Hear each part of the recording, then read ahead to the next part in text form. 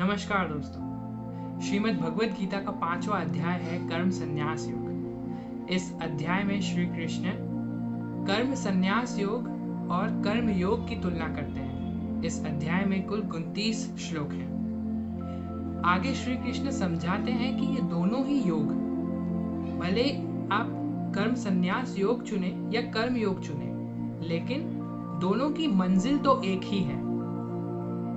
और आगे श्री कृष्ण ये समझाते हैं कि कैसे कर्म संन्यास योग बहुत ही चुनौतीपूर्ण है। इसमें बहुत सालों की मेहनत लगती है। इसको साधना को हमें अपनाने के लिए हमारा मन शुद्ध होना चाहिए। ये आसान काम नहीं, इसलिए ज्यादातर मनुष्य, ज्यादातर हमारे जैसे लोग कर्म योग को चुनते हैं।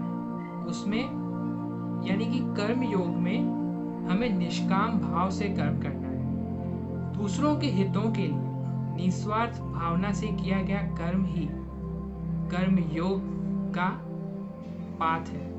कर्म योग में हम निष्काम काम करते हैं, यानी कि फल की इच्छा के बिना हम कर्म करते हैं। इसका मतलब है कि आप कर्म करने से पहले अपना लक्ष्य कर्म के फल को मत बनाइए, परंतु कर्म को अच्छे से पूरा करने का लक्ष्य बनाइए। लेकिन हाँ, इसका मतलब ये मत समझिएगा कि कर्म करने के बाद आपको जो फल मिलता है उसको त्याग कर देंगे। उसको स्वीकार करना है खुशी खुशी संतुष्ट होकर, और फिर अपने दूसरे कर्म में लग जाना है।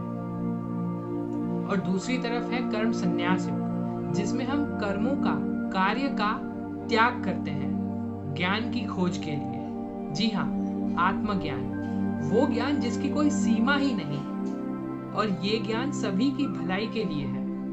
लेकिन ये ज्ञान पाना इतना आसान नहीं, इसके लिए मन शुद्ध होना चाहिए। और कर्म योग को अपनाकर हम अपना मन शुद्ध कर सकते हैं, शुद्धिकरण कर सकते हैं।